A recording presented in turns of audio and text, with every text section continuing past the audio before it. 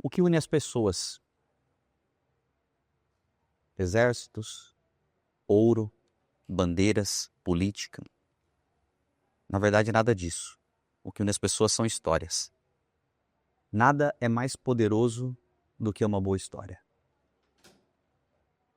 Um inimigo não consegue derrotar ela e as pessoas não conseguem esquecer.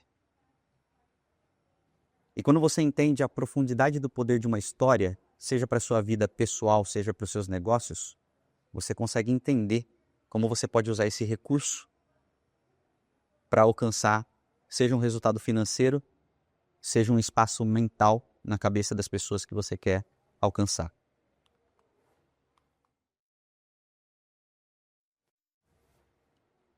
E quando eu paro para pensar sobre a importância das histórias, eu não me lembro disso apenas no que eu aplico nos meus negócios hoje, nos resultados financeiros que isso trouxe para mim, estando à frente de projetos que nos últimos anos alcançaram mais de 190 milhões de faturamento, aplicando o poder de contar boas narrativas. Mas eu me recordo de toda vez que os meus avós, quando queriam me ensinar alguma coisa, algum princípio, algum valor, algo que seria importante para definir a minha vida por todos os anos que se seguiriam, eles viravam para mim e falavam: filho, vem aqui que eu quero contar uma história para você. Porque tudo que realmente é importante, tudo que você quer que fique na cabeça das outras pessoas, tudo que você quer que seja lembrado, você precisa contar uma boa história. E é isso que as maiores marcas, as maiores empresas do mundo, elas entendem. E faz com que elas sejam as maiores dos seus segmentos e dos seus mercados.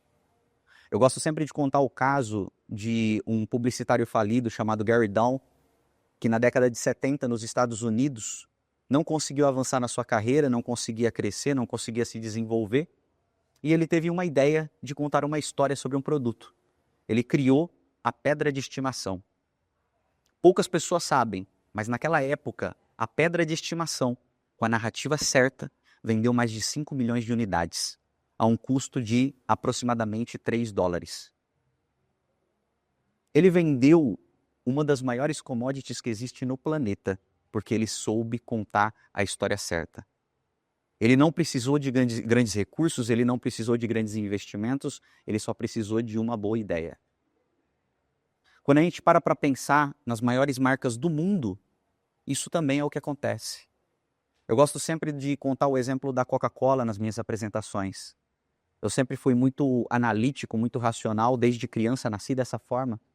E toda vez que eu via um comercial da Coca-Cola na televisão, eu não entendia. Porque eu falava, por que eles estão colocando um caminhão com o símbolo da Coca-Cola? Por que eles estão colocando o Papai Noel? Por que a Coca-Cola não está fazendo um comercial dizendo por que ela é melhor do que a Pepsi? Por que ela não está fazendo um comercial dizendo por que o seu refrigerante é mais gostoso? E a verdade é que a forma como tudo aquilo foi construído faz com que hoje eu tenha uma lembrança dessa marca, não da qualificação dela como um refrigerante, não da tabela nutricional, mas eu me lembro de todos os momentos que eu estava reunido com a minha família e tinha uma garrafa de Coca-Cola na mesa. Todas as vezes que a minha avó virou para mim e falou assim: filho, vai no mercado comprar uma garrafa de Coca-Cola, porque os seus pais e seus tios estão vindo aqui e eu vou fazer um almoço para a família. Eu me lembro de todos os meus almoços em família. Eu me lembro de todas as vezes que eu ia para um aniversário, eu venho de uma cidadezinha de 800 habitantes no interior de São Paulo, e quem conseguia colocar Coca-Cola no aniversário era descolado. Porque a Coca-Cola era um refrigerante visto como algo bom e como algo que fazia a festa ser mais legal. E hoje, quando eu vou em um restaurante e eu levanto a minha mão, chamo o garçom e eu peço uma Coca-Cola zero, eu até posso tentar me justificar dizendo que é porque eu gosto mais daquele refrigerante.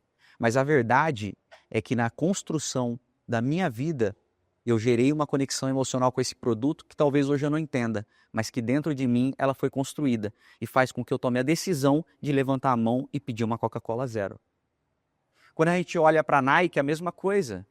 Quando a Nike foi fundada, a Adidas já existia há mais de 30 anos.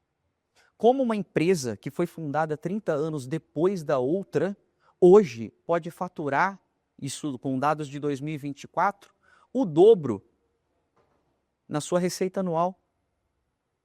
Enquanto a Adidas em 2024 faturou por volta de 25 milhões, a Nike faturou por volta de 50 bilhões.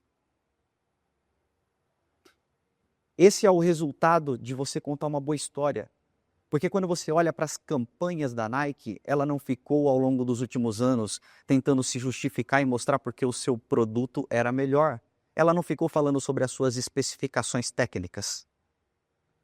Ela construía comerciais e campanhas celebrando campeões. Por isso, quando a gente olha para a Nike, a gente não lembra de uma marca de calçados. A gente lembra de uma marca que calça campeões. E o último exemplo das grandes empresas que eu mais admiro é a Apple. Uma empresa que hoje tem o aparelho de celular mais desejado do planeta. E o iPhone está longe de ser o melhor aparelho de celular. Existem outros que são melhores, mas por que ele é o mais desejado? Você pode até se justificar que é por causa do ecossistema da Apple, onde ela consegue conectar vários aparelhos. E essa pode ser até uma boa justificativa. Mas eu sempre gosto de trazer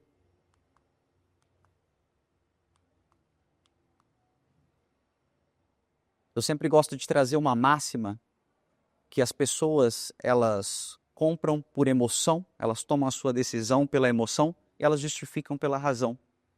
E talvez você busque diversas justificativas para comprar o produto que você compra, mas a real decisão que fez você comprar ele foi uma decisão emocional. E a construção dessa decisão emocional, ela se dá no seu inconsciente.